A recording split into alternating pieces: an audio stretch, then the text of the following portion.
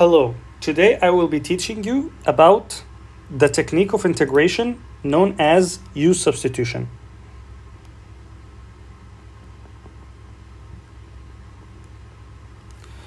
So what is use substitution? Use substitution is a technique of integration. So when you're asked to integrate a function, one of the techniques that you can use for integration is going to be called use substitution. So when are you going to use this method? It is most appropriate to use this method when you have a function that looks like this. Integral of f of g of x, g prime of x, dx. So what does this mean? This means that there's an outer function f, let's say it's cos, and an inner function g, let's say it's x cubed. And the derivative of the inner function is multiplied by the outer function. So, for example, could look like this, 3x squared, because you know the derivative of x cubed is 3x squared. So in this situation, you should use substitution as your technique of integration. So why does this work? This works because when we let u be the inner function, let u equal g of x, we can then differentiate with respect to x. So have du dx equal g prime of x. And when we isolate for dx, you'll notice that g prime of x is now dividing. So in the original function here, if we substitute this value in place of dx, you're going to have an integral that looks like this. F of u, g prime of x, du over g prime of x, and the g primes of x cancel. So this is why this works. You're now left with the integral of f of u du, which is a really simple integral compared to what we started with. We've managed to simplify it a lot, and now you're just integrating a simple function. If this is still unclear, no worries. Let's look at an example. The integral of x cubed cos x to the 4 plus 2 dx. So right away, when I look at this function, I'm thinking use substitution. Why? Because I see an outer function cos, an inner function x to the 4 plus 2, and a derivative of the inner function, or something that looks like it, x cubed. It's not important to worry about constants, so 4x cubed versus x cubed versus 3x cubed or whatever. It's not important because constants don't matter in integration. You can pull them outside of your integral. So right away, I know step 1 is let u be the inner function. So let u equal x to the 4 plus 2. This is step 1. The second step is to differentiate du dx equal 4x cubed. Step number 2 is to differentiate. And step number 3 is to isolate for dx. So dx equal du over 4x cubed. Now, I'm going to substitute the value of dx in here. So I have the integral of x cubed cos, remember this is u now, so u, and then this dx is du over 4x cubed. Du over 4x cubed. And you'll notice that the x cubes cancel. This is how you know that you did it correctly, is that you canceled and got a simpler integral. So now I'm left with a fourth and I'm going to pull it outside of the integral. A fourth, the integral of cos of u du, which is a much simpler integral than what you started with. And you know that the integral of cos is sine, because the derivative of sine is cos. So going backwards, this is sine u plus c. You always have to add a plus c when you're doing indefinite integrals. But you'll notice that we started with x and we're left with u. But you can substitute what u was from this line right here. So now your final answer is sine x to the 4 plus 2 plus c. And you can check your work by differentiating this function. So I'm going to do this. I'm going to differentiate this function. So a fourth cos x to the 4 plus 2. And then by the chain rule, I have to multiply by the derivative of this inner function. So 4x cubed. These 4's cancel, and you're left with an x cubed cos of x to the 4 plus 2, which is what you started with. X cubed cos of x to the 4 plus 2. So this is how you can check your answer and make sure that you did it correctly. Let's take a harder example now. Example number 2. Integral from 1 to 2 of the square root of 1 plus x squared x to the 5 dx. So you'll notice that it doesn't look like a u substitution right away. If this were an x, you would think u substitution right away because the derivative of the inner function is right here. But it's x to the 5. So how are you going to do this? Well, first of all, I'm going to split this x to the 5 to be an x to the 4 times x. And why did I do this? Because now I have the derivative. And I'm going to worry about this x to the 4 later. So I'm going to make this the integral from 1 to 2 square root of 1 plus x squared x to the 4 x dx. Now I can start with my u substitution. Let u equal 1 plus x squared. Right? The inner function is 1 plus x squared. And I'm going to differentiate. Right? This is step 1. Step number 2 is to differentiate with respect to x. Du dx equal 2x. And isolate dx equal du over 2x.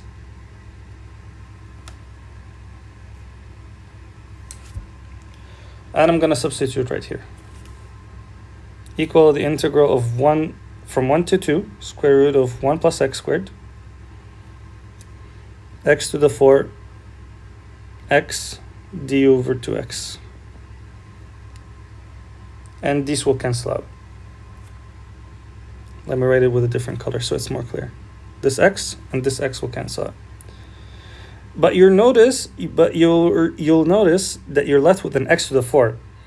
This is just going to be u. But what about this x to the 4? Well, from this line right here, you can solve for x. So u minus 1 equal x squared. X equal square root of u minus 1.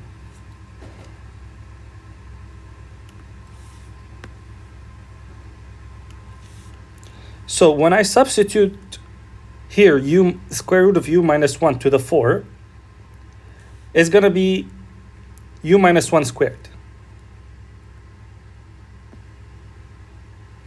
Actually, I'm not going to write the integrals, the limits of integration right away, and you'll see why. So this will be u. u minus 1 squared to the 4 will become u minus 1 squared, because this is to the power of a half, and a half times 4 is 2. So you have u minus 1 squared, and this a half, I'm going to pull it right here, a half and du. You notice I didn't write my limits of integration. This is because these limits, 1 to 2, were based on the variable x. And I changed the variable from x to u. So I have to change the limits of integration.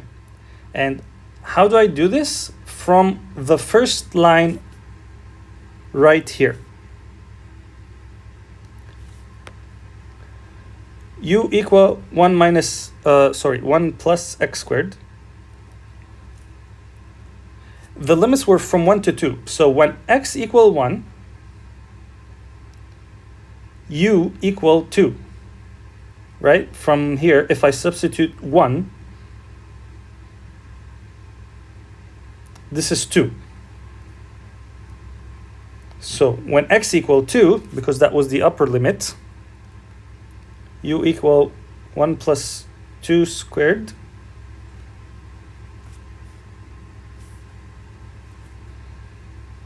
u equal 5. So 1 plus 4 is 5. So these will become 2 to 5. Okay.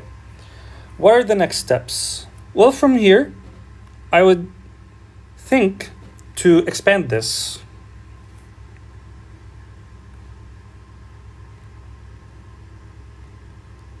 I have the integral from 2 to 5. I'm also gonna put this in the other form, u to the power of a half. U squared minus 2u plus 1 du.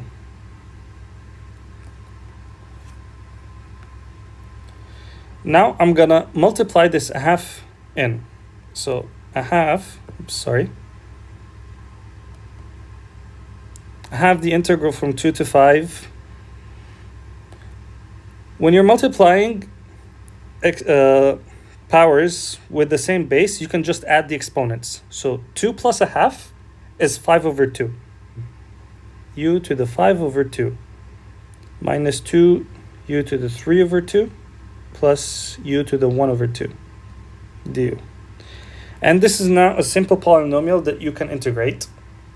Remember, the rule for integrating a polynomial is you add 1 to the exponent and you divide by the new number.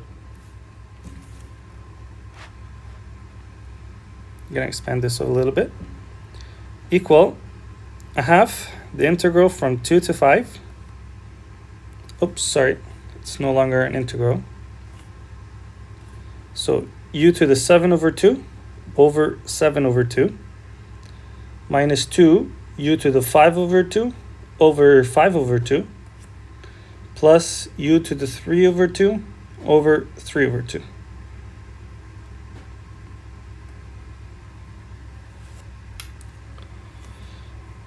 Now I'm gonna simplify the denominators to make them multiplication instead of division. So equal a half 2 over 7 u to the 7 over 2 minus 2 times 2 over 5 u to the 5 over 2 plus 2 over 3 u to the 3 over 2.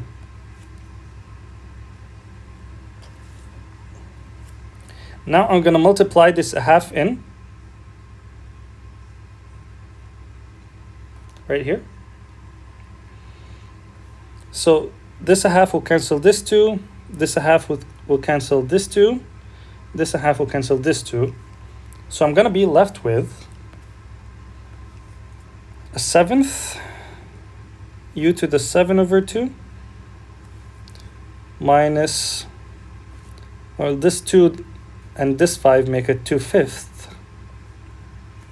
u to the 5 over 2 plus a third u to the 3 over 2. I remember these were from 2 to 5. This is a definite integral, so I have to calculate this from 2 to 5. And how do you do this? You take the upper limit and you subtract it by the lower limit. Subtract the lower limit. So equal a 7th, 5 to the 7 over 2, minus 2 over 5, 5 to the 5 over 2, plus a third, 5 to the 3 over 2,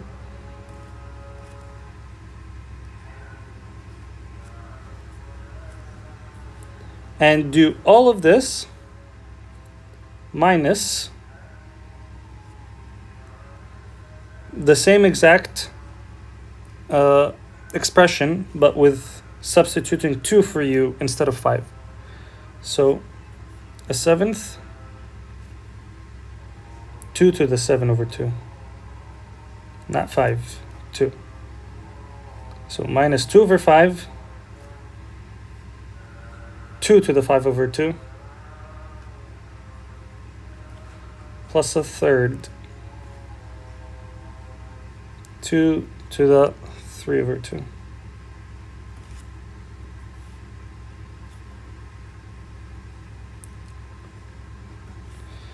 Now, I'm going to simplify this a little bit.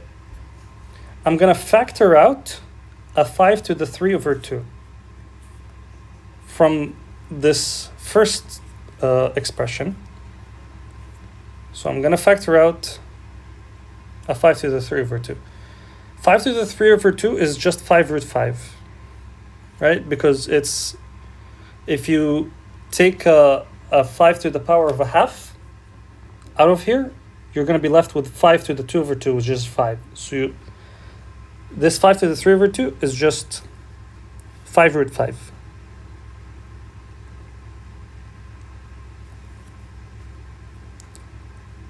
When you factor out the 5 to the 3 over 2 from this part, you can, it's like dividing. So when you're dividing exponents, you subtract. So 7 over 2 minus 3 over 2 is just 4 over 2, or 2. So it's 5 squared. So it's 25 over 7. 25 over 7. Minus 2 plus a third. Right? If I factor out a 5 to the 3 over 2 from this part, it's like subtracting 3 over 2. So it's just 5, which is going to cancel with this 5, and you're left with a 2. Now I'm going to do the same thing here. I'm going to factor out a 2 to the 3 over 2. So minus 2 root 2.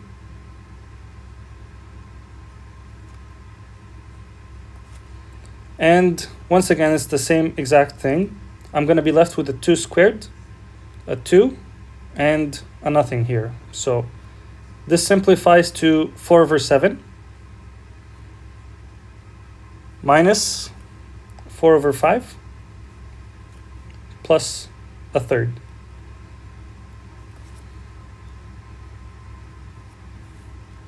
And I'm going to write this in black to show that I factored it out. Now, this is just a simple fraction. You know how to add fractions from grade 8. So equal 5 root 5, 40 over 21. Minus 2 root 2, 11 over 105. Right? You can just convert all the fractions to the same denominator, and you're going to be left with these answers. So now I'm going to add these two together, equal 200 root 5 over 21 minus 22 root 2 over 105. And if you convert these to the same denominator, you're going to have 1000 root 5 minus 22 root 2 over 105. And you can check on your calculator, this answer is what you get if you plug in this integral. I hope you enjoyed this tutorial, and I hope to see you again soon. Bye bye.